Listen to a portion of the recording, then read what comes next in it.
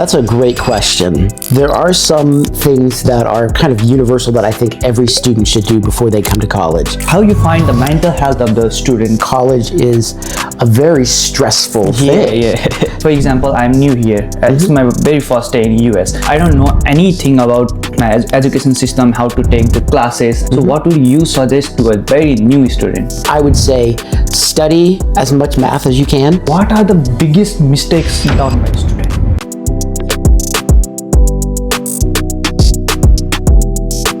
Hello everyone, welcome to brand new episode of TUS, The Unfiltered Sagar. Today I'm sitting with my college advisor, Mr. Christian Gonzalez Droski. So good morning, sir. Good morning. Yeah, and let me give you a quick background about him. Christian has been in higher education over 20 years, and he started his journey with psychology professor, and he worked and taught students over New York, New Hampshire, California, Oklahoma, Nevada, and now in Maryland. Welcome, sir. Hello. How are you? Oh, very well. Thank you for having me. Oh, you're welcome. And it's been 1 month that I'm waiting for you to be here. Well, first it was snow. Yeah. Then it was laryngitis. And then it was, I can't even remember last time. I had something going on. But I apologize for the delay. I'm happy to be here. Yeah. Thank you so much. So let's talk about your journey a bit. So how was your study? How you get into the advising journey? That's a great question. So as you said, I've been in higher education for over 20 years now. Yeah. I started off as a sociology professor. I was teaching sociology. I've taught everywhere. I also did advising when I was a student at the University of Oklahoma. I was advising in the athletics department there. Oh, well, I did that. Student. I was advising students, yes. My students were all athletes. So football players, basketball players, swimmers, rowers, everybody. But that was my first experience in advising. Okay. So one of the things that I think I love about it, for one, I love seeing the students' journeys. Absolutely love that. And I love to help my students succeed, whether I'm doing that as a professor or as an advisor or as just someone who supports my students. Okay. So is it hard, or your journey is harder, like how you connect with your student? Is it hard to get connected with the advisor or not? That's a great question. And it really depends on a lot of different factors, because it depends on the student, but also the advisor, but also the school, but also like the circumstances.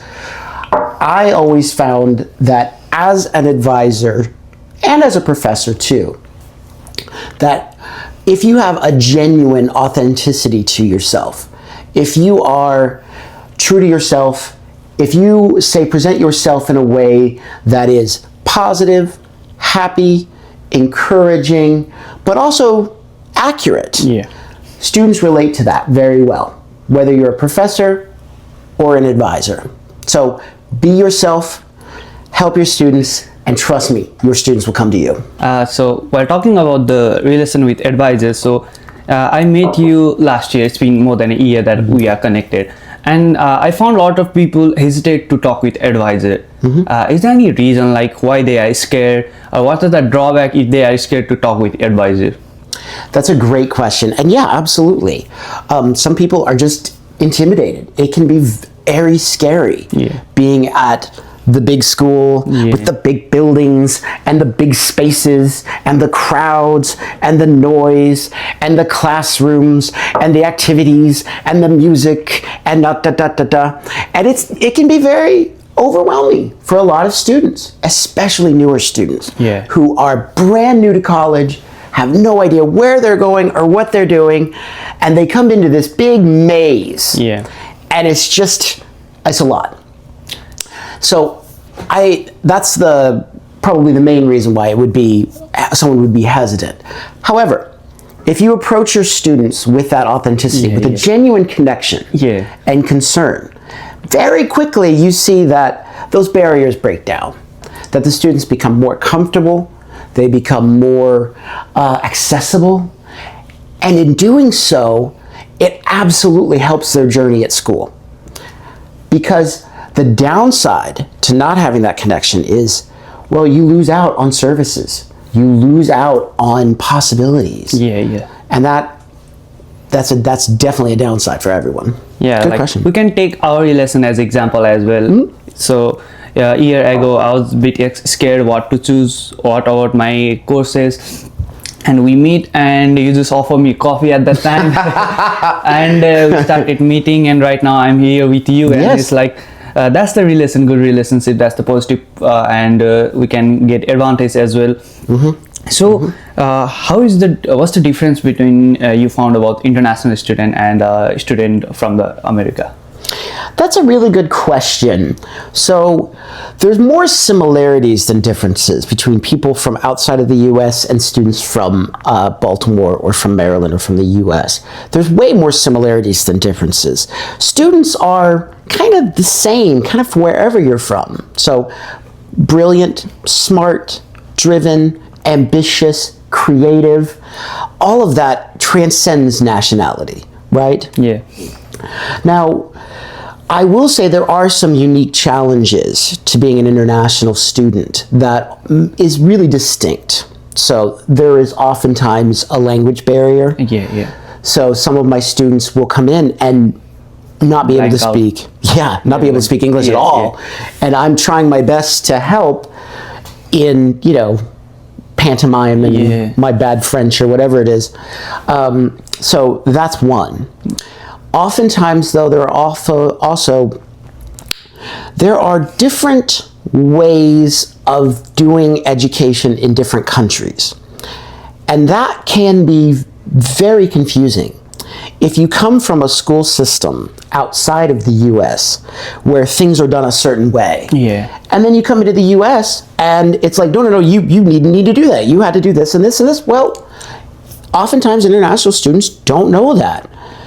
And so what I find is you can't take anything for granted with a student. You can't. You have to go very slowly. Yeah, that's true. Yes, very patient, very patient.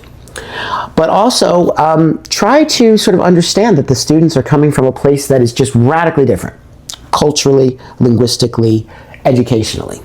Good question. Yeah, I got it. Like I want to add some points because I'm from Nepal, and the education system is like way different, because the education system here focus from the very basic level. Because right now, like if I see from the Nepal's point of view, I'm in bachelor second year because it's my fourth semester, and in bachelor second year there are like more than 8 to 10 subjects and much more higher subject and bit hard subject as well. Sure. And in my plus 2 I like already completed calculus 1, calculus 2, and I think statistic as well. But now here You're a I'm smart starting guy. from pre-calc as an engineering student. Yeah, So it's true. what other international student or who are going to join our college or education in US, they need to complete like before they jump into the education system of the US? That's a great question. There are some things that are kind of universal that I think every student should do before they come to college. For one, be prepared mentally. Make sure that you're ready. Make sure that you know at least to know enough about what you're doing and where you want to go. I would say study as much math as you can. Get good at math. Just get used to math. Do a lot of math. Now, for international students, I do think it is important to be fluent in English. You're going to need it. Practice English. Practice speaking. Yeah, much more. And other languages as well, obviously. But you're going to go into a classroom where everybody's going to be speaking English, and you need to be able to understand. So that's probably what would help the best. Okay. So math, as you say, math is a most important subject here. I think so. Now, I would like to say there is an asterisk there because it depends on your major, obviously. So it's just most of the time, that's the most frequent, say, advice I would give. Yeah, because like I had friends from different backgrounds, and like all of them has math. Yeah. So in their first or second semester, they have to choose math. Yeah. And it's a very basic as well.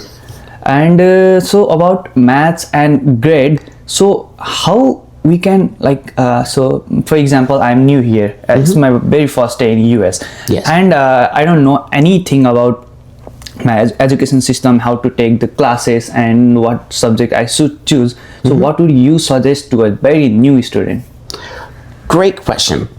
So I would say for every new student, whether you're international or otherwise, if your first semester is going to be kind of the same, no matter what your major is going to be. Everybody starts off with the basics. So you're probably going to want to do English 101 because it's required for everybody. Yeah. You're going to want to do, we have an ACDV class, as you know. It's academic development. That's very confusing. It can be, yes. You're going to want to do a math class. And then another class, if you feel comfortable, would be something like a gen ed course that everybody has to do. Everybody has to do a social science. Everybody has to do an arts and humanities. Everybody has to do a diversity. You could pick one of those. Now, sometimes for some people who come into my office on their first day, they know exactly what they want to do. They're like, you know what, I'm going to be a doctor or an engineer or a business person. And for them, then it's like, okay, well, you're going to do those basics.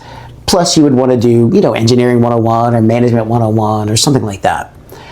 Other times, those students come in on their first day and they have no idea what they want to do. And I always tell them, you know, take your time, explore some different options, try to figure out what works best for you, and then pursue it. Okay. But that just depends on what you're going to want to do. So, the education system, and let's talk about the diversity program. So, please.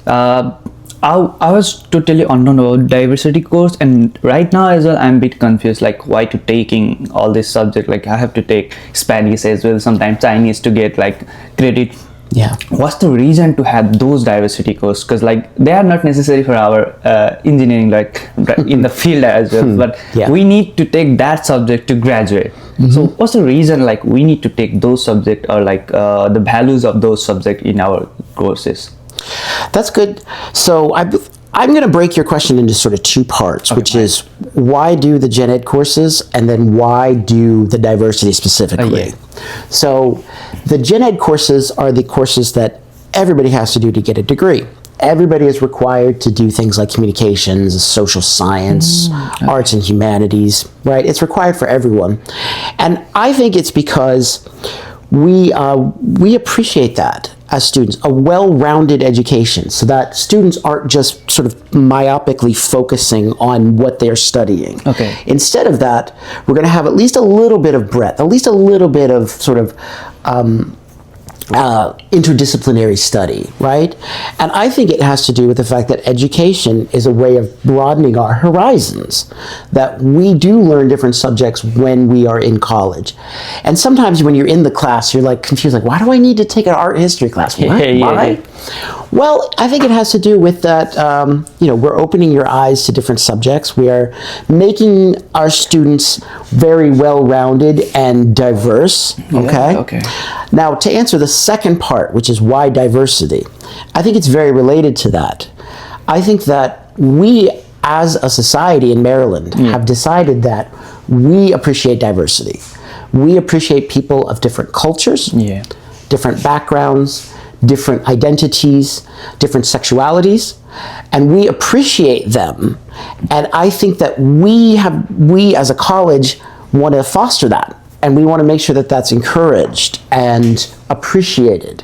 And so the diversity class, I would guess, is for that reason. That's my guess. Okay, that might be the reason, because like back in our country, so in let's take an example of the Navy route, and we talk with everyone and we share like our food, everything else. But here it's hard to get connected with it. Navy. That might be the reason to like get diversity course, communications, and sharing each other cultures, like international clubs as well. Yes. Oh, absolutely.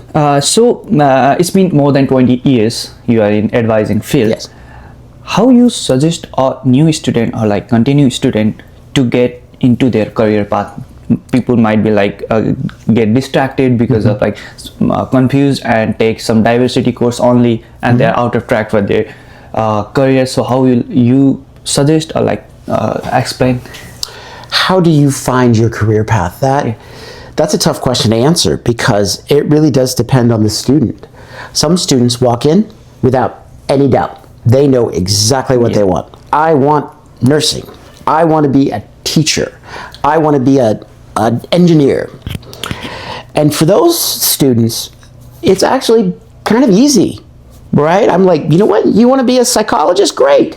you're going to have to take this class and this class and this class and this class, and you need to do it in this order, and then after that you're going to take this test or this certification, right? And then after that you're going to do, that's easy. That's where the path is sort of laid out.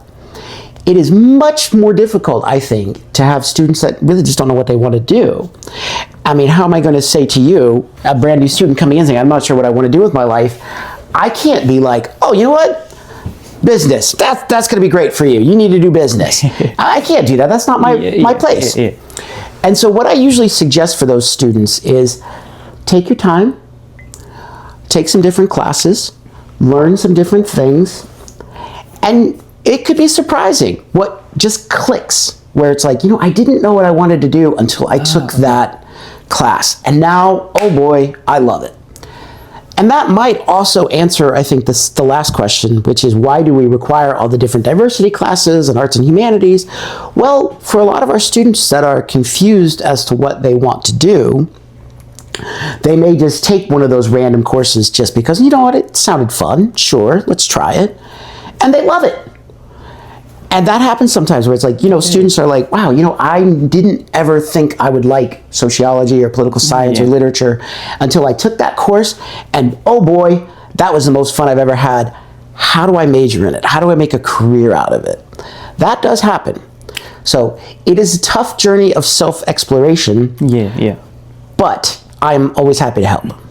So while talking or taking those diversity courses and the program, it's a bit hard because the assignments like way too much, and people from different countries do not have the experience of writing, and we need to like write essays and all the stuff, and with format like MLA format and all the format. How you find the mental health of the student, because like it's a bit tough as well. It can be, absolutely it can be. There are going to be mental health challenges for everyone because college is a very stressful thing. You've got deadlines and events and essays and tests and grades, and you have to navigate this big scary space. It can be incredibly stressful. And so many different students have different coping mechanisms that they use to, you know, get through it, right? Sometimes it's, you know, taking a day off and just, you know, having a friend day. Sometimes it's getting involved with clubs on campus, and international clubs or art clubs or at different activities. Some people, some students, you know, they enjoy hanging out with their friends, as I've seen you do. You know, you hang out with your friends, you grab coffee, you grab lunch, you know, study together. So the thing about CCBC is there's an incredible amount of support for mental health. The catch, though, is that you have to ask for it. That we're not going to notice if something's wrong, that you have to be the one to reach out, whether it's academic support or it's some kind of, say, mental health support. There is help available, but you have to raise the flag. I got it. Like there is lots of group and academic advisor specific for like mental health as well. So let's talk about yourself. So how was your journey from a teenager guy to experienced advisor? It's a long, very complicated story. We do have a lot of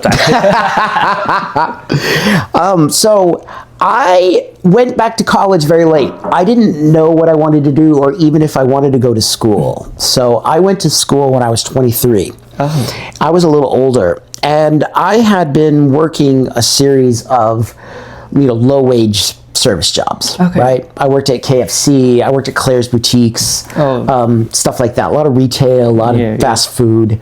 And I just kind of got tired of it. I felt like I was never advancing. I felt like I was always sort of hitting the wall where, you know, I'd work for a long time, just do the same job over and over and over again. It's like very tough to getting like just wake up and go to the job like a robot. They doing same thing. This might be the bore, and like it will hamper your mental health as well. Oh, it absolutely will. So I decided that I needed to do something different. And the easiest and best thing that I could do was go back to college. So I went to my local community college, didn't know a soul, walked right in the front doors and said, how do I do this? I have no idea what I'm doing. And everybody was just so welcoming and inviting. It was like, well, no problem. First, you're going to go over there to that office. You're going to get advised. Then you're going to go over there and get your placements. And then after that, you're going to talk to financial aid over there. And that was really amazingly helpful. And what I found was I was really good at school. Like, I really enjoyed it. I really liked it. It just worked for me. I didn't know what I wanted to study. I was like one of those students that just didn't know. Yeah, like us. Yeah, exactly. And so I took a sociology class just because I was like, well, what the heck? I'm going to try it out. Okay. And loved it. Just was like, this is so interesting for me. This is just so fascinating. And then I took another one, liked that one, took a couple more, and then before I knew it, I was like, hey, I think I'd like to major in this. Now, as far as me getting into teaching and academia and advising, I happened to do it by accident because I was in graduate school and I started student teaching. That was part of my degree. And I just really loved it. Oh, it's a part of your degree to teach a student. It was for my degree, yes. Oh, okay, so yes. And I just loved it. I never really liked the research part of it. I never really liked that sitting in a lab and doing no, writing that's all not the papers and yeah. Oh no, totally not. But I found very quickly that I had a knack for teaching, and for being engaging and for meeting the students where they are. That I was really good at that. And so whenever I started academic advising, also when I was at Oklahoma, I found that the same qualities that made me a good teacher were the same qualities that made me a good advisor. Yeah, that's great. It's about making it easy to understand. It's about making it friendliness and accessibility so that anyone could follow the instructions and be successful. And I found that I was really good at that. And the key to me, though, of this was that I really just like to see students succeed. That when my students are successful, I feel successful. Yeah. So it's a proud moment for you as well. It really is. So it's a part of, so you moved all over the US. Mm-hmm. So is there any differences, like you found student in California, student in Nevada, and right here in Maryland? Yes and no. There are some universalities where it's like, no, students are kind of students. There's some things about students that are, students have similar challenges, similar rewards, similar things. The differences can be more kind of, there can be cultural differences. There can be like a lot of students from different backgrounds. And so it kind of just depends. Some places are, just have different students there. How do I phrase that? Like, there's different students kind of wherever. And let me explain the background of the students a little bit. There is some differences there. So if you're teaching or advising at the big 4-year universities, you're going to get a lot more traditional students, which are like, 19 years old, right out of high school. They tend to come from, a little more wealth, a little more privilege, a little more background. And so a lot of them are like going through that set of challenges that's unique to that type of student. Yeah, because like in my class, there is like, I don't want to call her aunt, but like there's a woman who is almost 45 to 50 years old, and there's a guy of like 18 years as well, 30 years as well. So they are connected and they don't feel shy to like get into the study. That's the good thing. And so as you talk about you don't like to writing the thesis, so that's why you just get connected. So taking and writing assignments due. So how you suggest a student, if he's suffering from mental health, how to get him into the track? Okay, so it depends on what we're talking about with mental health. So the first thing, obviously, is find someone on campus that you trust and talk to them. I am happy to talk to anyone. My door is always open. Always open. So anything that you need, if you're struggling or if you're upset or if there's something happening or you're having problem, come to me. And I'm happy to get you in the right direction. Share coffee. Exactly, yeah. It may be as simple as a cup of tea. Or it might need to be, I'll connect you with services. We have that support. And everybody that I know at CCBC, we do the same thing. So if you talk to anybody on campus and say, I need help me out, anybody would drop what you're doing. They don't feel hesitate or not at all. Won't deny a student here. Yes, exactly. So, but it also does depend on the help, because sometimes when we're talking about mental health, there are some instances where a cup of tea is not going to be enough. We need more help. So if I have to get academic support, there's academic support. So if that's it's like, I'm upset because I've got a paper due and I'm not sure what I'm doing and I'm in over my head, I can help with that. By taking you to the writing center, right? Or by getting you tutoring, or by taking you to the library. Other times, though, it's like, okay, no, we need to connect you with one of our success navigators. There are things that you were saying that you are going to require professional mental health services, and we are happy to help connect those.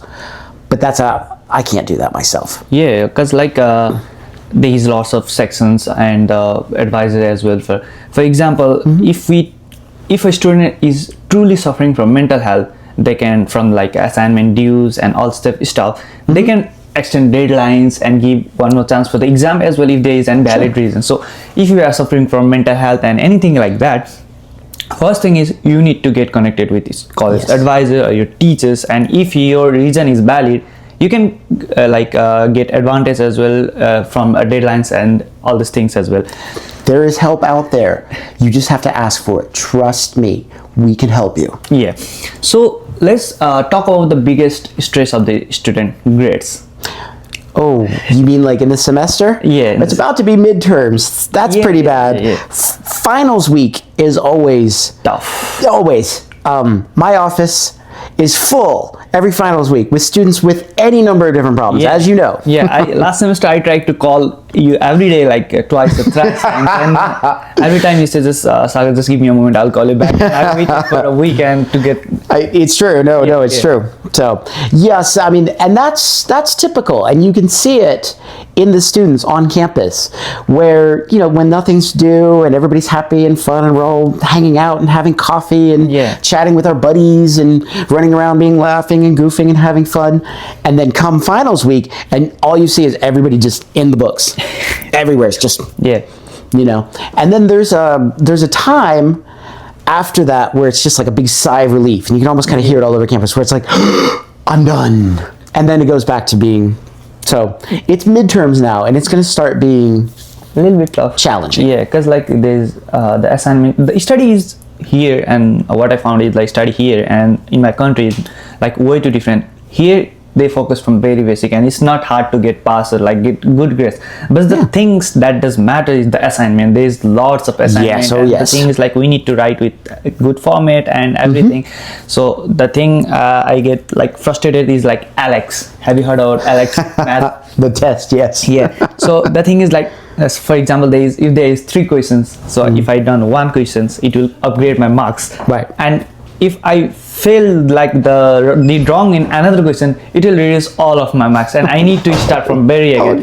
And it's for whole of this semester you do have 75 sets and almost 3, so we can do 73 times 3, and if we fail, it's gonna reduce the marks and back to 0 as well. Yes, it can be very challenging. Very challenging, and the thing is we need to write down most things. And so you said about hanging with the buddies and things.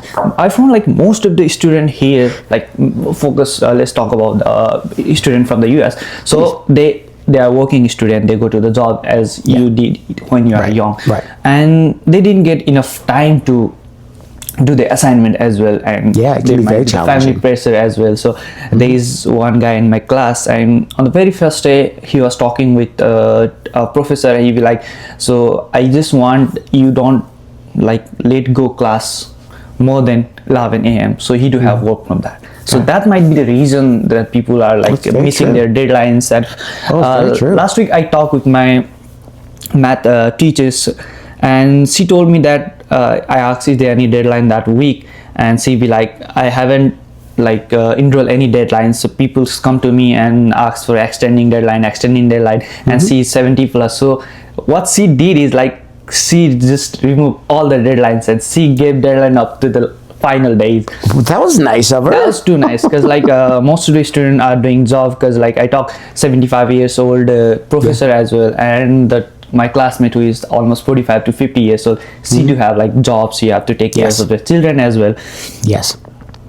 So that can be very challenging. Yeah, and I'm blank. No, I'm glad you brought that up, because that is one of the unique challenges to community college, because we tend to have more of those students than the traditional students who just are students. Don't have to worry about any other outside thing. It's just I'm a traditional college student. I go right into school and I've got support. At the community college, it doesn't work that way. Many of our students are returning students. Yeah. They're older. They have jobs, families, responsibilities, and it is incredibly difficult sometimes to juggle those. And so usually it takes a lot of flexibility, a lot of patience, a lot of support. Yeah, because there's like different classes, same classes with different time. Like I'm taking, for example, I'm taking engineering 101. Yes. Sometimes like on some days it's on morning as well, day as well, and like we can take online evening as well. So it's like a bit easy for a student. But the thing is like they need to come more earlier to get connected. Last semester, like it's hard to find classes for me. We can take example of that as well. So, and earlier is always better. Yes, absolutely. And the thing is like financial as well. So you are engaging with lots of international students, and I found that there is like the statue of goddess as well in your office. And the what now? Statue of goddess. Oh yes. And there are lots of tea bag and all this stuff. So is that the gift of the student or like something like that? It was, yes. One of my students gave me that statue, and I still have it in my office to this day. I always keep tea, as you know. Yeah. Because it just helps the students be more comfortable when you're having a bad day. Come in, have a cup of tea, tell me what's going on. You've been in my office, so I like to keep my office light. I like my posters. I like my bright lights, because I want my students to come in and feel comfortable. And, that's the reason, because like if we go to the office and if there's just desk, laptops, keyboards, and it's feel like we need to be more formal. Yes. If I went to your office and there are lots of posters of like footballs and all this stuff, that's not place. You need to be formal. Just sit down and like put your leg off and hang out. Exactly. And I want my students to feel comfortable. Yeah. And if my students feel comfortable and trust me, then they're more willing to open up to me and tell me what's going on and let me help them. But also sometimes it takes a little bit of time. Yeah. And so to establish those relationships, and so I'm willing to sort of put the first step by having my tea or my cookies and be like, sure, come on in, have a lollipop. Michelle next door, she's got toys in her office because all the little kids come in. She's like, because like we talk, there's lots of students over 45 years exactly. And kids, and so like for example, if on the very first day we meet and you offer me coffee and tea, and even though I do have my different advisors, I would like to go with you. That's why I'm like going every time with you. That might be the reason, because I'm friendly and like I don't feel nervous, and it's easy for me to have you to have conversation with you. That might be the reason. That's the like reflection of all these things in your office. It's a big part of it, yes. And sometimes my posters or my statues or my books, it can be a conversation starter where it's like, oh my goodness, you like Spider-Man? Yeah. I love Spider-Man too. That may be all it takes for a student to feel comfortable and connect. Yeah, and most of the time, there is bit. If we compare students from here to out of the country, most of the students from out of the country feel hard to get connected easily. I have to start conversation, because sometimes. I don't mean to be like. I don't mean to talk like about the controversy, but like most of the people we can found like racist as well. That's why they might be scared as well. Unfortunately, it's prevalent. Unfortunately, it's there. Yeah. So I understand why people from outside of the U.S. would be hesitant to trust. Yeah, that might be the reason. And that can be hard to get past. Yeah. And so it can take time and patience, understanding. It can take just kindness. That transcends everything. So, like for example, if you are going with hope that you're gonna make new friends and you are happy and just you have lots of things to say and you got like just feel racist and you got disappointed. No, it's true. I mean, there is racism prevalent in our society. Yeah. It exists. There's also sexism, transphobia, homophobia. Yeah. It's still there in our society. And so to create a welcoming environment on our campus and in my office and in our classrooms, that welcoming environment has to be done deliberately. It doesn't happen naturally. You have to say, I am going to create a diverse, appreciating, welcoming environment for all students. And so it has to be done deliberately because I do want my students to feel comfortable. I don't want anyone to come into my office and not feel like they can trust me or not feel like they can relate to me or not feel like I'm giving them the best advice that I can.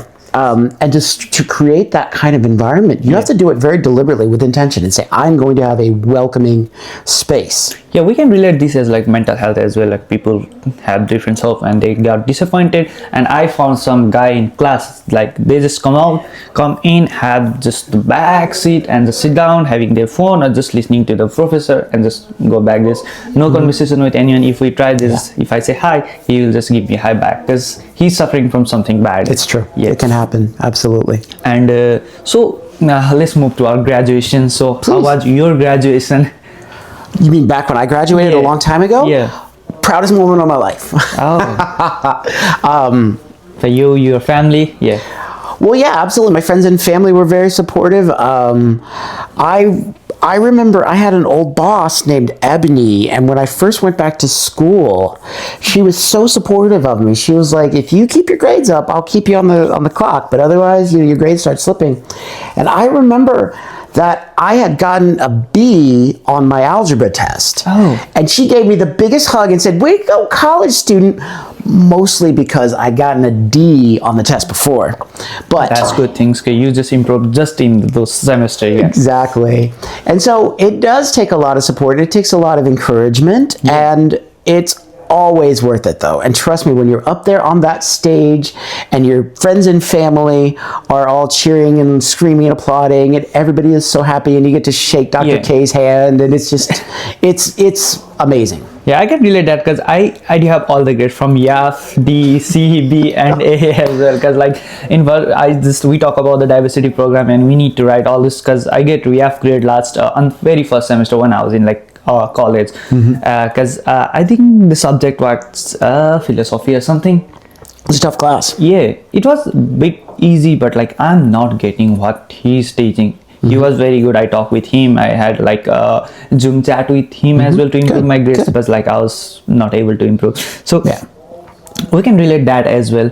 And what I found the most student like is they come to university and move to community college and then move back to university. So I found like community college is bridged from high school to university as well. It can be an easier bridge for some students, yes. It depends on a lot of different factors.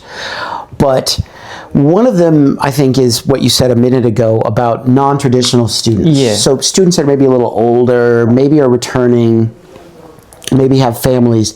Community college can be easier. If for nothing else, you're surrounded by other people who have like circumstances. It's hard to sort of relate to younger students, and it can be difficult. Ultimately, though, it is rewarding.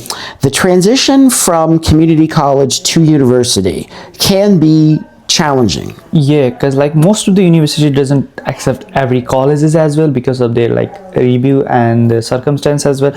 And the thing is like the easy part of the community college is that as we talk about lots of students doing their jobs, and Yes. in university we have to take classes like every day most of the time.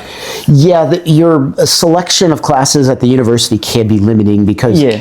those universities are geared towards the traditional 9 to 5 college students, Yeah. that 19-year-old who doesn't work, doesn't have a family, Yeah. who just focuses on school, Yeah. and who can do classes from 9 a.m. to like 3 p.m. And the problem with the non-traditional students is that they don't have that flexibility. Yeah. It's like I know it's like I can only take classes on Yeah. Tuesday night from 6 to 9 p.m. Yeah. And the community colleges tend to be a little more flexible. The support on the community college tends to be a little more flexible. Not 100%, but it can be challenging for all students to transition from Because like community college. Yeah, and the drawbacks is that every university doesn't accept community college. That's the drawback. It's true. Now, for Maryland Public University, it's a lot easier. Most of our students transfer to Towson. That's our big UMBC is another big one. UMD might be the great option. Yes, absolutely. Those classes actually transfer pretty easily. Easily, okay. Where it does get challenging with the transfer credits is in colleges that are out of state and private schools. So while talking about the graduation, because I'm more focused on practical knowledge as we talk about what we did on my past college and schools as well. So why it's a bit hard to get like funding? Because if I want to do something practical, I can do with my professor in lab. But if I want to do something research or create something, why it's hard to get funded? That is the hardest question you've asked me all morning. Oh, that's such a tough question. Cheesy Pete's. Just a moment, I want to make it a bit easy because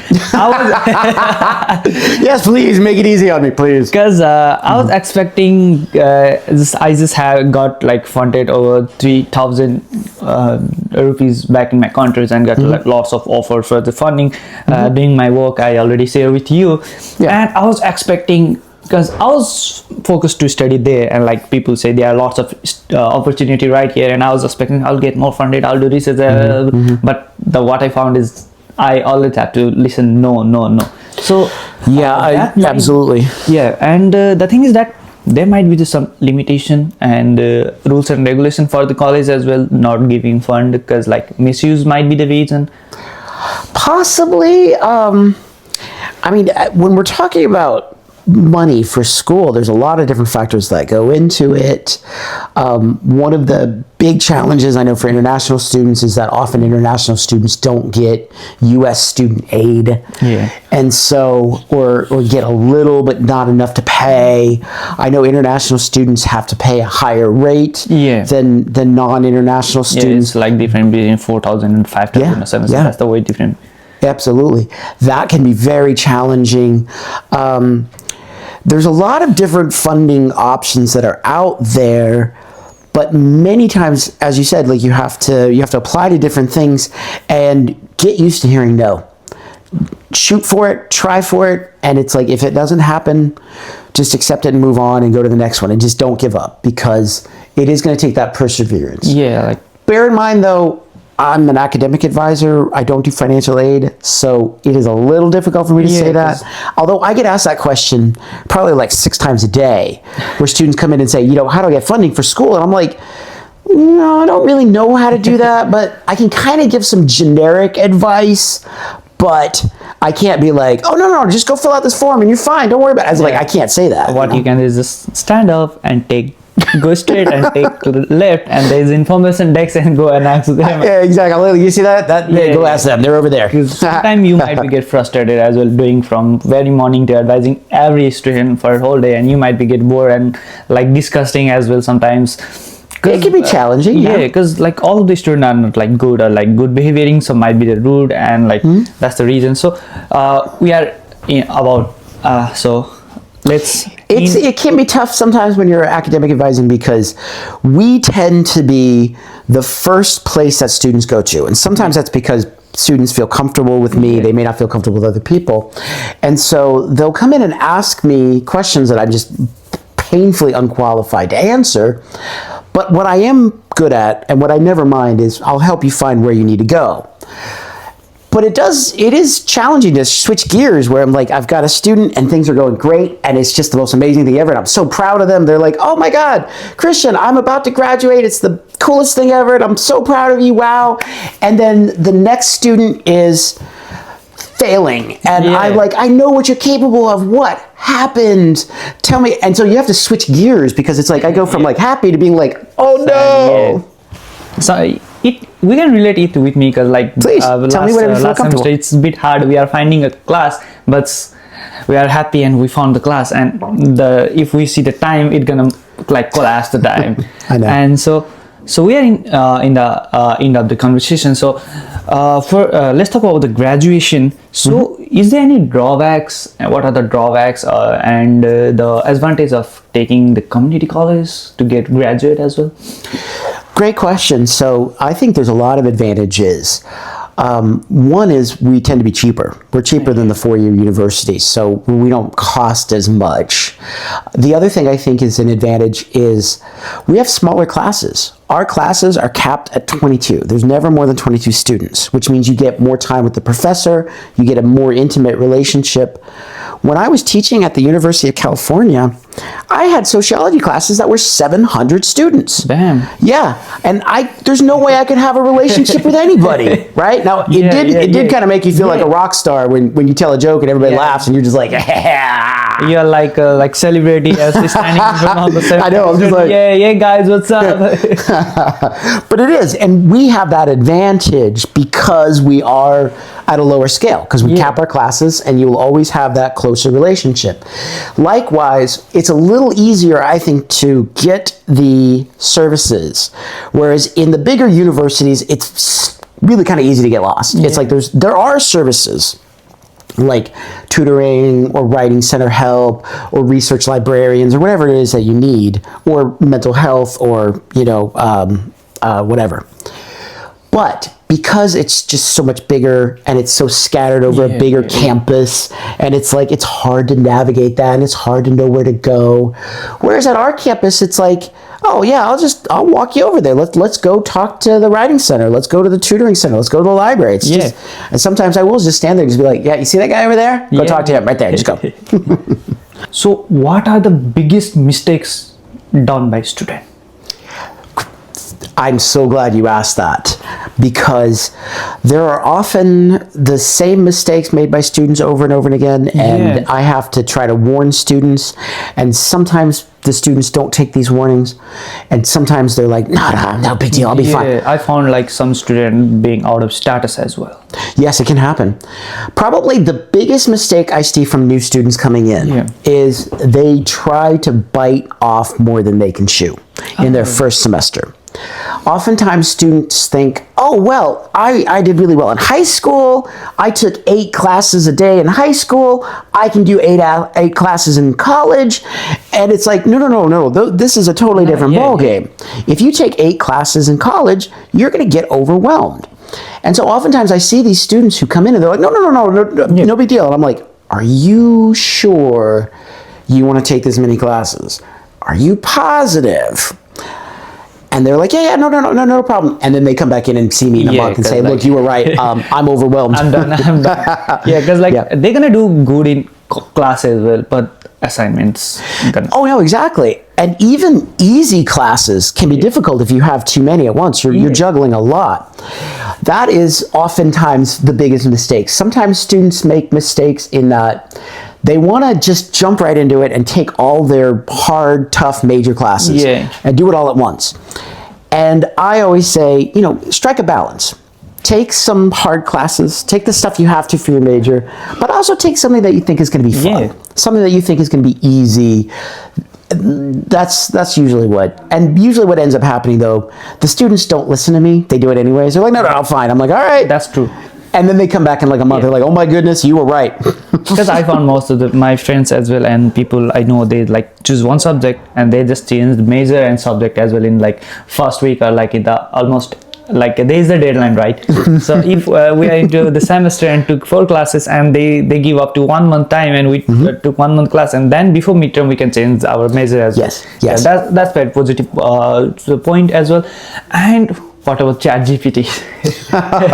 Oh, okay. So CCBC has a policy on that, but it does kind of depend on the class because different professors have different rules about using artificial intelligence in their classes.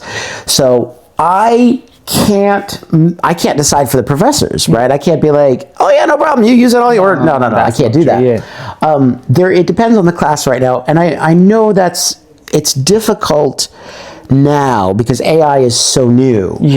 And so it's hard to say, this is the rules and this is always the way it is, and you have to use AI this way or that way.